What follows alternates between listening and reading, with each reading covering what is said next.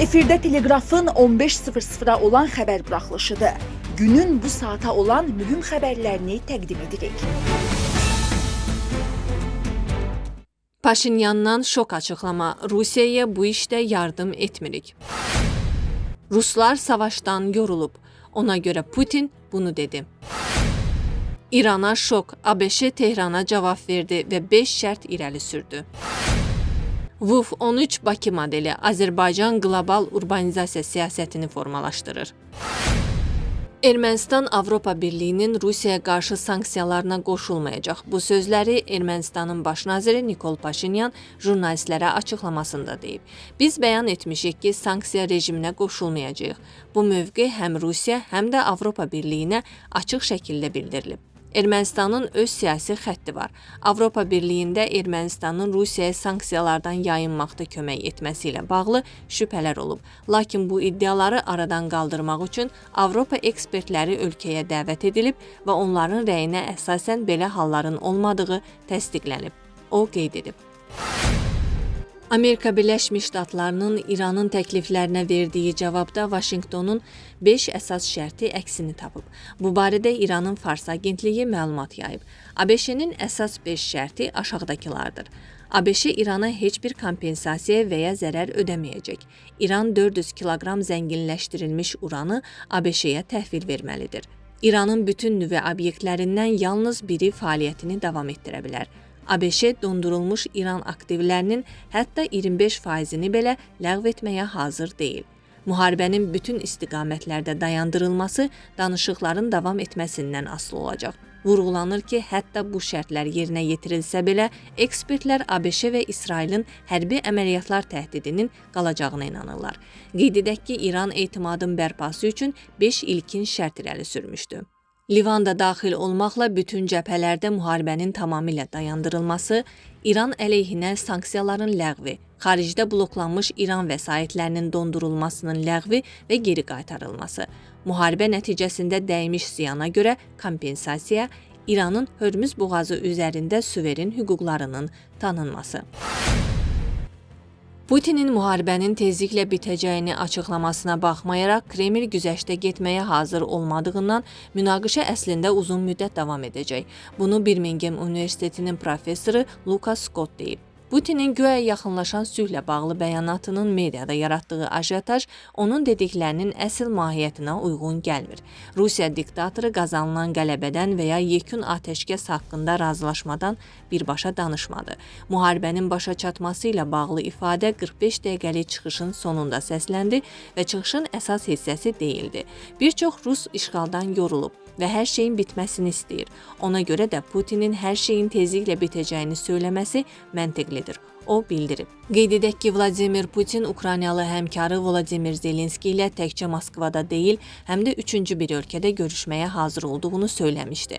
Putinin sözlərinə görə o Zelenski ilə görüşməyə hazırdır, amma yalnız müqavilə imzalamaq üçün. Kreml rəhbəri əlavə edib ki, ABŞ səmimi şəkildə həll yolu axtarır, lakin bu ilk növbədə Ukrayna və Rusiyanın məsələsidir. Bugün Bakıda BMT-nin məskunlaşma proqramı və Azərbaycan hökumətinin birgə təşkilatçılığı ilə keçirilən Ümumdünya Şəhərsalma Forumunun 13-cü sessiyası işinə başlayır. Siyasi şərhçi Asif Nərimanlı hesab edir ki, qlobal əhəmiyyət daşıyan VUF-un məhz Bakıda keçirilməsinin əsaslı səbəbləri var və burada xüsusilə 3 amil ön plana çıxır. Birincisi, Azərbaycan qlobal tədbirlərin təşkilində müstəsna təcrübəyə malikdir.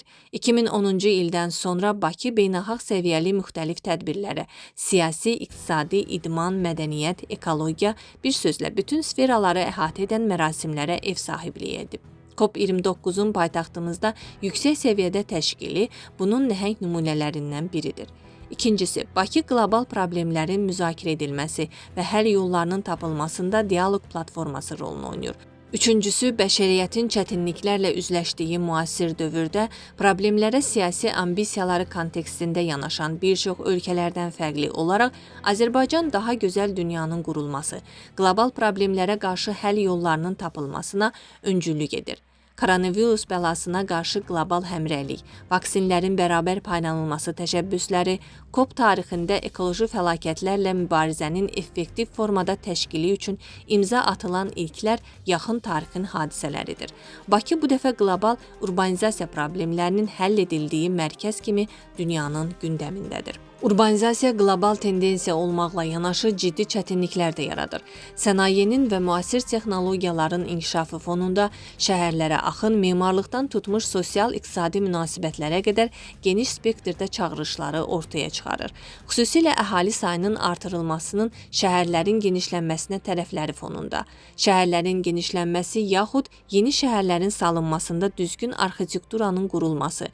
Burada həm küçə və yaşayış yerlərinin funksionallığı qorunmalı, həm estetik prinsiplərə əməl edilməlidir. Şəhərlərin salınmasında müasirliklə yanaşı, milli memarlıq üslubunun saxlanılması da vacib amildir. Xüsusilə tarixi köklərin qorunması baxımından. İnfrastruktur, ictimai məkanlar, yaşıl zonalar dayanıqlı, həm də effektiv şəkildə qurulmalıdır. Və bütün bunların fonunda hazırda zərurətə çevrilən ekoloji amillər nəzərə alınmalıdır. Dünyadakı təcrübələri və mövcud nümunələri incələdikdə şəhərsalma prinsipinə kompleks yanaşmanın çox az hallarda baş verdiyini görmək olur. Arxitekturanın qurulması tələblərə uyğun olsa da bəzən ekoloji amillər nəzərə alınmır, yaxud yaşıl zonaların, parkların, istirahət güşələrinin sayı yetərli olmur və ya milli memarlıq dəfn edilir. Azərbaycanın şəhərsalma təcrübəsi qlobal miqyasda ən unikal nümunələrdən hesab oluna bilər. Paytaxt Bakı bunun əyani örnəyidir. Müasirliklə tarixin iç-içə olduğu, infrastruktur, yaşıl zonalar və ictimai məkanların effektiv şəkildə qurulduğu, ekoloji prinsiplərinin qorunduğu şəhər. Azərbaycanın şəhərsalma təcrübəsi COP və WUF arasında strateji kommunikasiyanı yaradır və qlobal miqyasda presedendə çevirir. Bu təcrübənin əsasında Ulu Öndər Heydər Əliyevin şəhərsalma fəlsəfəsi dayanır. Heydər Əliyev 1969-cu ildə Azərbaycana rəhbərlik etməyə başlayanda şəhərsalma istiqamətində mühüm işlərə imza atıb. Şəhərlərin salınması zamanı hazırda beynəlxalq tələb olan prinsiplərin, şəhərlərin funksionallığı, estetikası və ekoloji amillərin nəzərə alınması o zaman Heydər Əliyev tərəfindən həyata keçirilirdi. 70-ci illərdə Azərbaycanda şəhərsalma prosesi sürətləndi. Əvvəlki dövrlərdə cəmi 38 şəhərin baş planı hazırlanmışdısa, Heydər Əliyevin səyi nəticəsində baş planı hazırlanan şəhərlərin sayı 60-a çatdı. Eyni zamanda bir sıra şəhər tipli qəsəbələr inşa edildi. Şəhərsalma prosesində ekoloji prinsiplərə xüsusi diqqət yetirilirdi. 1971-ci ildə qəbul edilən Bakının və Abşeron yarımadasının daha da yaşıllaşdırılması tədbirləri haqqında qərar belə nümunələrdəndir. 70-ci illərdə yaşıllaşdırma işləri nəticəsində Bakıda park və bağların sayı 3 dəfədən çox artmışdı.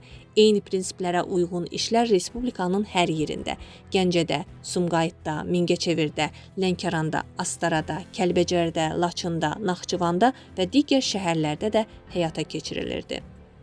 Müasir infrastrukturun yaradılması prosesində tarixi abidələrimizin qorunması və milli memarlıq üslubuna əməl edilməsi əsas prinsiplərdən idi. 1981-ci ildə qəbul edilən Azərbaycan SSR-də şəhərsalma, memarlıq və arxeologiya abidələrinin qorunması, bərpası və istifadəsinin yaxşılaşdırılması tədbirləri haqqında qərar da buna xidmət edirdi.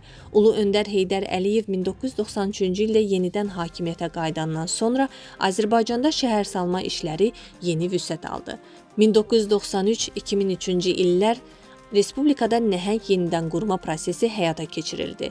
Heydər Əliyevin fəlsəfəsinə görə şəhər sadəcə yaşayış yeri yox, həm də xalqın tarixi yaddaşının və mənəvi kimliyinin daşıyıcı məkanı idi. Ölkədə şəhərsalma prosesi də məhz bu fəlsəfəyə uyğun aparılırdı. 2003-cü ildə Azərbaycana rəhbərliyə başlayan Prezident İlham Əliyev də şəhərsalma fəaliyyətində bu fəlsəfəyə istinad edir, müasir texnologiyalar və innovasiyaların tətbiqi onu daha da zənginləşdirirdi.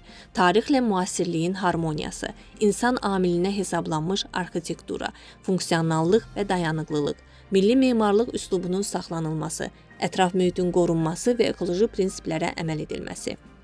Prezident İlham Əliyevin şəhərsalma fəaliyyətində bu kimi amillər prioritetlərdir.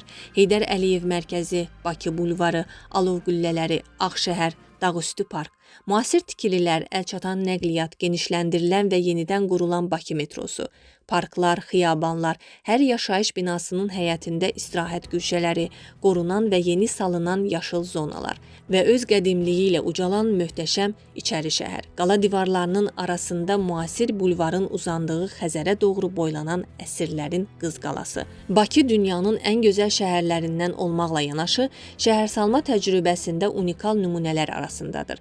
Prezident İlham Əliyevin dövründə təkcə paytaxtımız yox, Respublikanın bütün şəhərlərinin siması dəyişib. Hər bir şəhərimiz öz tarixi memarlığını saxlamaqla yenidən qurulub və bütün şəhərlərin qurulmasında insan amili xüsusilə nəzərə alınıb. Əhalinin rahat yaşaması üçün əlçatan infrastruktur, yaşıl zonalar, qorunan ətraf mühit və digər amillər. 2020-ci ildə torpaqlarımız azad edildikdən sonra Azərbaycan qlobal şəhərsalma nəzəriyyələrini dəyişdirən nümunələr yaratdı. Azad olunmuş ərazilər minalardan təmizlənərək təhlükəsiz bölgəyə çevrildi. Yer üzündən silinmiş şəhərlərimizin baş planları hazırlanaraq tarixi üslubunun saxlanılması ilə yenidən bərpa edilir. Əhalinin qayıdışından öncə infrastruktur qurulur, iş yerləri yaradılır və böyük qayıdış proqramı uğurla icra edilir. Aparılan nəhəng miqyaslı, abadlı quruculuq işləri dünya təcrübəsində yeni hesab olunur. Çünki bütün şəhərsalma prinsipləri nəzərə alınaraq yenidən qurbanın bu qədər sürətlə aparıldığı ikinci bir nümunə yoxdur. Prezident İlham Əliyev də bəyan edib ki, Azərbaycanın şəhərsalma sahəsində innovativ təcrübəsi, xüsusilə işğaldan azad olunmuş ərazilərdə aparılan geniş miqyaslı bərpa və quruculuq işləri beynəlxalq səviyyədə nümunəvi xarakter daşıyır. Ağıllı şəhər və ağıllı kənd layihələri belə nümunələrdəndir. Ümumilikdə azad olunmuş ərazilərdə şəhərsalma prosesi zamanı yaşıl enerji, rəqəmsal idarəetmə, ekoloji təhlükəsizlik kimi amillərə əsaslanan model qlobal miqyaslı prezidentə çevrilir. Bütün bunlar Azərbaycanın VUF 13-ə ev sahibliyi etməsini şərtləndirən amillərdəndir. Azərbaycanın bütün beynəlxalq proseslərdə olduğu kimi VUF prosesində də yeni təcrübələr yaradacağı bəllidir. Artıq forma hazırlıq mərhələsi BMT tərəfindən müsbət təcrübə kimi dəyərləndirilib. Azərbaycan Dövlət Şəhərsalma və Arxitektura Komitəsi ilə BMT-nin məskunlaşma proqramı arasında imzalanmış niyyət məktubu VUF 13-ün uğurlu hazırlıq və təşkilatı modelinin institusional təcrübəyə çevrilməsi baxımından mühüm əhəmiyyət daşıyır. Bu sənəd gələcək VUF sessiyalarına ev sahibliyi edəcək ölkələr üçün qərar qəbul etmə və təşkilati koordinasiya prosesində praktik yol xəritəsi rolunu oynayacaq. VUF 13 Bakı standartının gələcək forumlarda tətbiqi, tədbirlərin operativ səmərəliliyinin artırılmasına, təşkilati idarəetmənin təkmilləşdirilməsinə və beynəlxalq şəhərsalma platformalarında vahid yanaşmanın formalaşdırılmasına töhfə verəcək. Yeni qlobal urbanizasiya siyasəti məhz Bakıda formalaşacaq və Azərbaycan hər zaman olduğu kimi bu dəfə də bəşəriyyətin gələcəyinə mühüm töhfə verəcək.